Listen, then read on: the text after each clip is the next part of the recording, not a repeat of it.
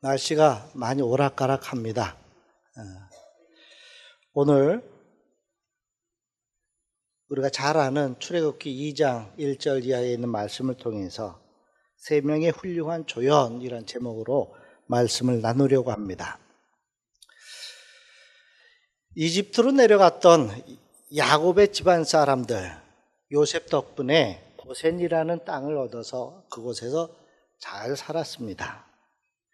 그런데 요셉을 알던 왕조가 끝이 나고 새로운 왕조가 시작이 되었습니다. 그런데 그 새로운 왕은 이 요셉의 가문을 별로 탐탁해하지 않았습니다. 그러면서 이들을 미워하고 핍박하기 시작합니다. 하나님께서 창세기 15장 5절 말씀에 이스라엘 백성들을 축복하기를 하늘의 별과 같이 바다의 모래와 같이 후손을 많이 주겠노라고 약속하셨는데 그 고센 땅에서도 그 축복이 이루어집니다. 요셉의 후손들, 이스라엘 백성들이 아주 많이 늘어나는데 왕이 위협을 느낄 정도로 많이 늘어났던 것입니다. 그래서 정책적으로 이스라엘 백성들을 억제를 하기 시작합니다. 그래서 처음으로 방법을 강구한 것이 무엇인가 하면은 이 히브리인들을 강제 노동에 동원하는 것이었습니다. 이집트의 그 당시에 큰 도시였던 비돔과 람셋이라는 도시를 건축하는데 이 히브리 사람들을 데려다가 강제로 노역을 시킵니다. 힘들게 일을 시키면서 많은 히브리인들이 죽어갑니다. 그러면 좀 그 인구들이 줄어들 줄 알았는데 줄어들질 않습니다. 그래서 왕이 새로운 방법을 강구했는데 그 방법이 바로 태어난 아기들 중에 남자아이는 죽이고 여자아이만 살리는 방법입니다. 그래서 왕은 히브리 산파들에게 이야기를 해서 구별하여서 아들은 죽이라고 명령을 합니다. 그러나 여호와 하나님을 두려워한 이 산파들 지혜롭게 왕의 명을 피해가면서 아들을 계속 살려왔습니다. 미래의 단절, 자녀가 없다는 것은 미래가 끊어진다고 소멸된다는 얘기입니다. 우리가 잘 볼 수 있어요. 지금 중국이라는 나라가 거대한 나라고 세계 두 번째를 다투는 나라입니다. 그 나라가 세워지기 전에는 청나라라는 나라가 있었어요. 청나라는 지금 중국 사람들 한족이 아닙니다. 만주족이에요. 근데 그 청나라의 말도 사라졌습니다. 100년도 안 됐어요. 그 후손들이 지금도 남아있는데 얼마 전부터인가 우리나라 드라마에서 보면은 이 옛날 사극을 할 때 청나라 사람들이 등장하는데 그들이 만주 말을 하더라고요. 오히려 만주족 후손들이 한국 방송에 감사를 표하더라고요. 중국에는 청나라 말을 들을 수 없는데 자기들의 말을, 잊혀진 말을 한다는 것 때문에 이처럼 단절된다라는 것은 멸절을 이야기합니다. 그러나 히브리인들은 지혜와 용기를 가지고 그러한 위험을 막아내고 있었습니다. 그런 과정 가운데 오늘 본문 말씀이 기록되었습니다. 레위 집안에 한 사내 아이가 태어났습니다. 태어난 아기를 보니 왕의 명령을 따를 수가 없었습니다. 어머니는 이 갓난 아기를 살려보려고 필사의 노력을 기울이며 석 달 동안 숨겨서 키워왔습니다. 우리나라로 보면 100일 동안 키운 거죠. 석 달 동안 키워왔지만 이제는 아이가 커지고 울음소리도 커지고 그러니 도저히 집에서 숨겨서 키울 수 없는 사정에 이르렀습니다. 그래서 갈대 상자를 구해다가 그 속에 아이를 누이고 나일 강가에 뛰어보내는 방법을 강구합니다. 이렇게 사내 아이의 어머니와 그 누이는 미래를 모른 채 희망을 가지고 아이를 나일강에 띄웠던 것입니다. 그리고 그들은 이집트 공주 일행이 자주 모욕하러 가는 강의 어느 지점에 골라서 아기가 든 상자를 물에 띄웁니다. 성경 말씀에는 그런 내용들이 없지만은 다른 문헌에 보면 이 당시에 이집트의 왕족과 귀족들은 나일 강가에다가 목욕탕을 만들어 놨다고 그래요. 자기들이 목욕할 수 있는 그런 공간들을, 시설들을 잘 갖춰놓고 있었다고 합니다. 이 어머니와 누이가 그런 거를 알고 그 근처에 어떻게든지 물에 떠내려가면 불안하잖아요. 그러니까 누군가가 쉽게 건져낼 수 있도록 그런 곳에 가서 아이를 물에 내려놓았던 것입니다. 그때 마침 바로 왕의 공주가 강가에 나와서 시녀들과 나왔다가 그 바구니를 발견합니다. 영양 공주는 거기에 누인 아기가 바로 유대인인 것을 알고 있었습니다. 히브리인 걸 알고 있었어요.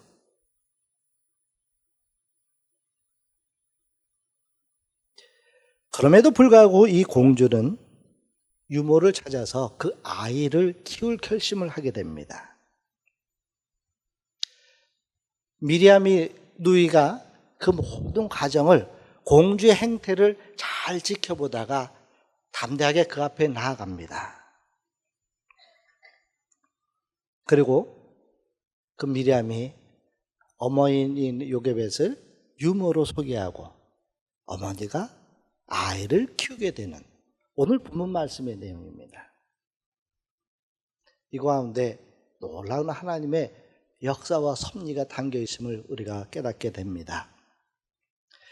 요즘 청소년들, 젊은이들이 꿈꾸는 것 중에 하나가 바로 스타가 되는 것입니다. 많은 사람들의 부러움을 받고 또 경제적으로도 윤택해지는 그런 스타가 되기를 원합니다. 그러나 스타는 많지 않죠. 근데 스타도 혼자 잘났다고 되는 것이 아니에요. 주변에 조연이 있어야 합니다. 훌륭한 조연이 주인공을 빛나게 해야 그가 스타가 될 수 있습니다. 아무리 연기를 잘하고 아무리 뛰어났어도 옆에서 함께 보조하던 연기자들, 함께 하는 자들이 엉망이면은 그가 스타 반열에 오를 수 없을 것입니다. 하나님은 때로 훌륭한 한 사람을 만들기 위하여서 여러 사람을 조연으로 사용하기도 합니다.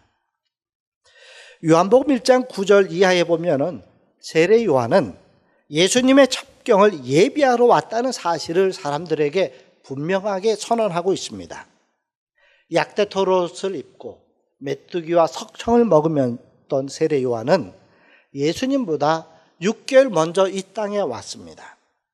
와서 조연의 역할을 멋지게 훌륭하게 잘 감당한 사람이었습니다. 요한복음 3장 30절에 세례 요한은 예수님은 흥하여야 하겠고 나는 쇠하여야 하리라고 고백함으로써 예수님의 훌륭한 조연자였음을 스스로 고백하는 것을 보게 됩니다. 모세는 이스라엘 역사 가운데 가장 위대한 지도자 중에 한 사람이었습니다. 그래서 온 이스라엘 백성들이 존경하고 하나님도 인정하는 사람이었습니다. 민수기 12장 3절 말씀에 보면 하나님은 이 사람 모세는 온유함이 지면의 모든 사람보다 더하더라 라고 하셨습니다. 그렇게 훌륭한 지도자인 모세가 그렇게 칭송받는 인물이 되기까지는 그 과정은 결코 순탄치 않았습니다. 그 순탄치 아니한 과정 속에 여러 명의 훌륭한 조연들이 함께 하였던 것을 우리는 보게 됩니다. 이처럼 훌륭한 인물은 결코 혼자서 될 수 있는 것이 아닙니다. 근본적으로 하나님이 도우셔야 되고요. 그 다음에 주위에 사람들이 도와야 훌륭한 사람들이 만들어지는 줄 믿습니다. 오늘 본문 말씀에 보면은 3명의 조연이 등장하는데 다 여자분들입니다. 첫째는 모세의 어머니 요게벳이 등장합니다. 하나님은 모세라는 인물을 쓰시기 위해서 아브람과 요게벳을 조연으로 먼저 사용하셨습니다. 어머니 요게벳은 모세를 석 달이나 숨겨 키우느라 최선을 다했습니다. 3개월 동안 숨겨서 키운다는 것. 우리가 3개월 동안 아이를 키워본 적이 없어, 숨겨서 키워본 적이 없어 얼마나 힘들지는 모르겠어요. 그런데 지금은 남자아이를 죽이는 그런 상황 속에서 아이를 숨겨서 키운다라는 것. 대단히 힘들고 어려운 과정이었을 것입니다. 만일 발각이 된다면 아기뿐만 아니라 가족 모두가 어떤 위험에 처하게 될지도 모르는 그러한 위험한 상황이었습니다. 석 달을 숨겨 키운 사실, 모성애를 뛰어넘는 무언가가 이 어머니에게 있었기 때문에 가능했던 것입니다. 오늘 말씀에 보면은 2절 말씀에 모세를 잘생긴 것을 보고 석 달을 키웠다라고 했어요. 아마 잘생겼나 봐요. 근데 사실 엄마 눈에 못생긴 자식이 있었을까요? 잘생겼을 때요.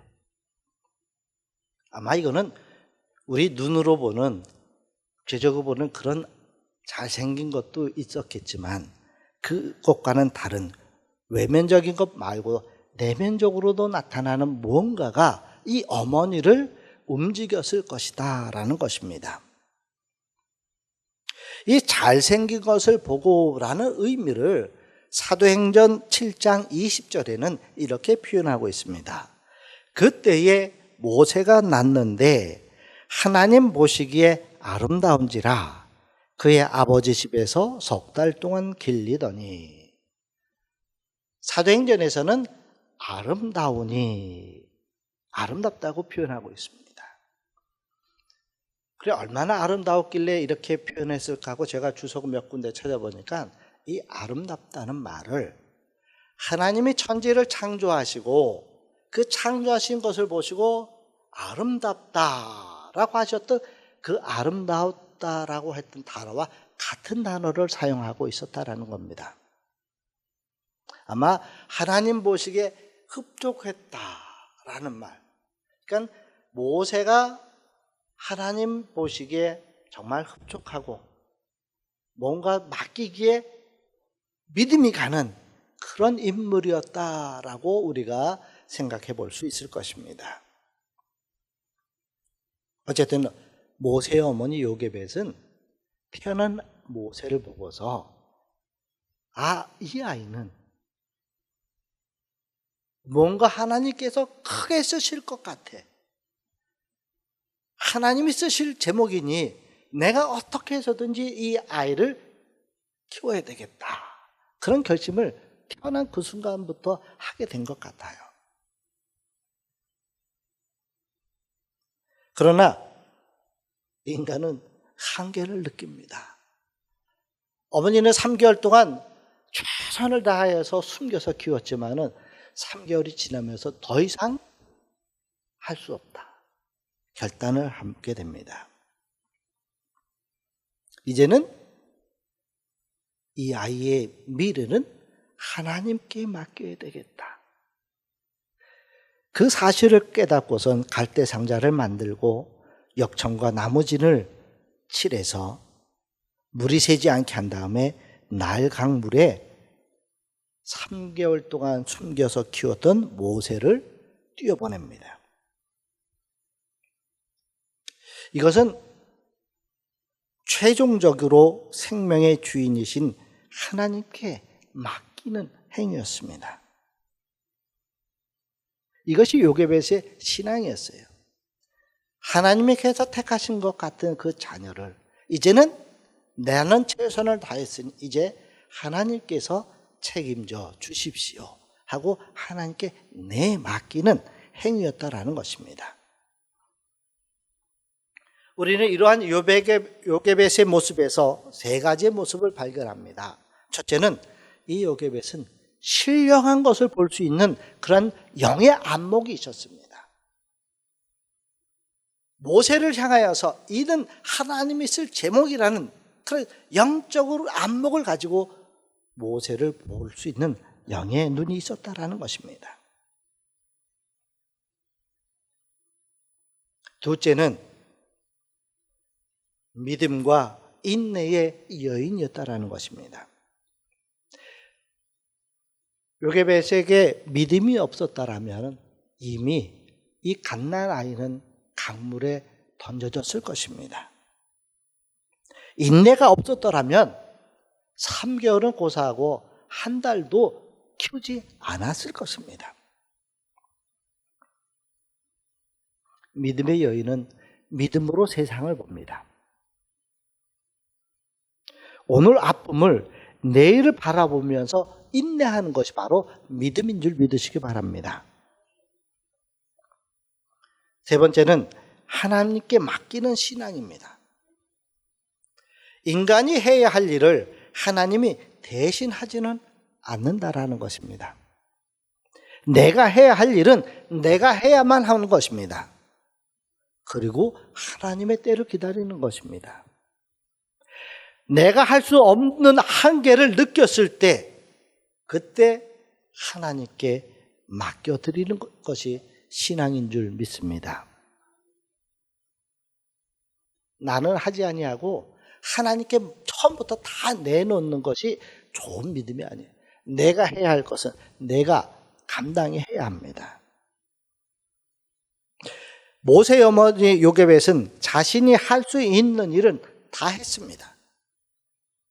할 수 없는 일, 생명의 문제는 하나님께 맡겼다라는 것입니다. 우리에게 하나님이 주신 생명을 키울 수는 있지만 생명을 주관할 수는 없다라는 사실을 우리는 깨달아야 합니다. 오늘 이와 같은 요게벳의 훌륭한 믿음을 헌신 예배드리는 우리 시온 리브가 여성교회 회원뿐만 아니라 경인의 모든 성도님들도 이런 훌륭한 믿음을 이어받기를 간절히 축원합니다. 이어 두 번째로 등장하는 인물이 바로 모세의 누이 미리암입니다.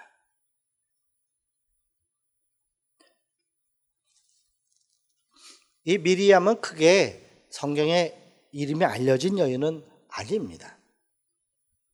다만 하나님의 사람 모세 출현에 조연으로 출연하고 또 홍해를 건넌 뒤에 미리암의 노래가 찬양이 또 등장하고 그리고 구약 성경에 별로 등장하지 않습니다.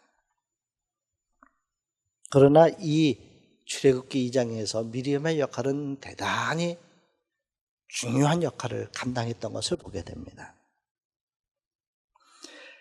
날강에 갈대 상자를 띄우고서는 멀찍이서 뒤따라갔다라는 것입니다. 먼저 이 미리암이라는 여인은 대단히 침착한 인물이었다라는 것을 보게 됩니다. 오늘 4절 말씀에 멀리 섰더니라고 했습니다.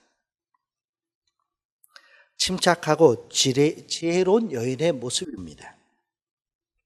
우리가 신앙생활하면서 때로는 바짝 달싹 붙어서 움직이며 따라갈 때도 있어야 되겠지만 때로는 한 걸음 물러나서 조용하게 기다릴 필요도 있습니다.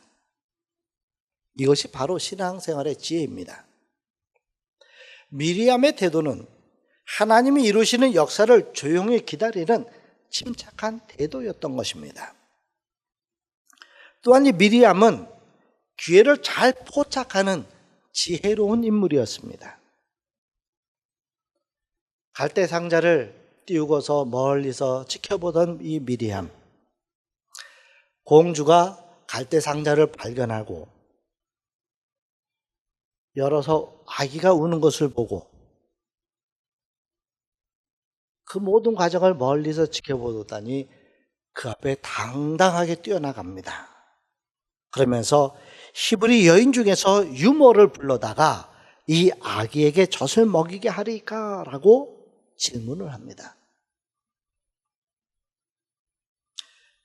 이 질문은 확신에 찬 소신이 있고 자신감이 넘치는 요청이었습니다.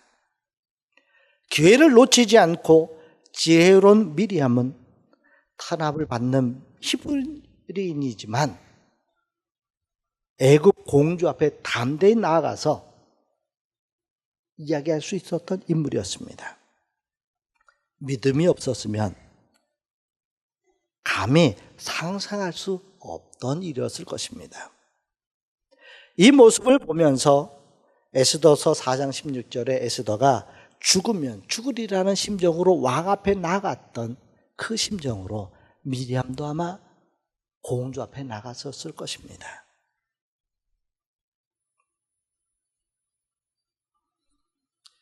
놀랍게도 공주는 그 미리암의 요청을 승낙을 합니다. 이처럼 우리에게 절호의 기회가 올 때가 있다는 것입니다.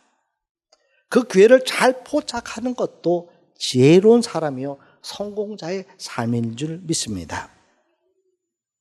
때가 주어질 때 그 때를 잘 포착하여 은혜도 받고 일도 성취함을 이루어내야 한다는 것입니다. 고린도후서 6장 2절 말씀에 보라 지금은 은혜 받을 만한 때요 보라 지금은 구원의 날이로다. 은혜 받을 때가 있다라는 것입니다. 때를 놓치지 마시기 바랍니다. 하나님이 주시는 좋은 기회를 잘 포착하는 그런 지혜로운 삶을 사는 우리 경인교회 성도 모두 되기를 바랍니다. 세 번째는 바로의 딸 공주입니다.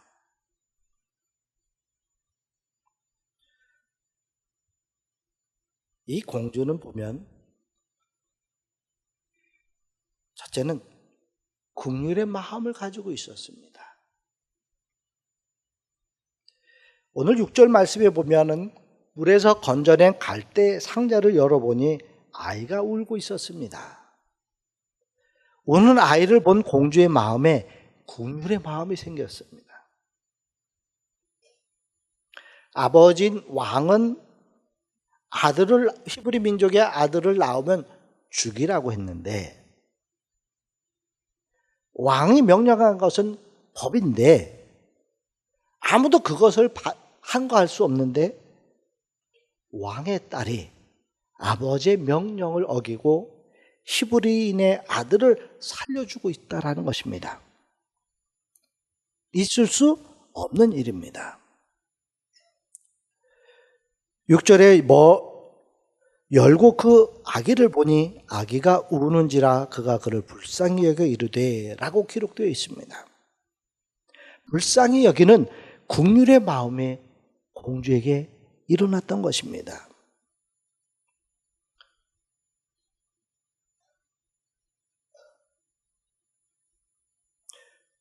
지금 이 공주가 히브리인의 아들을 불쌍히 여겼다는 마음, 그거는 이를 알 수 없는 마음의 감정입니다. 그건 노예 같은 사람들입니다. 함부로 대하는 사람들인데 그들을 보고 긍휼의 마음이 생겨났다라는 것입니다. 이것이 바로 하나님의 역사이고 우리 인간 편에서 보면 기적인 것이죠.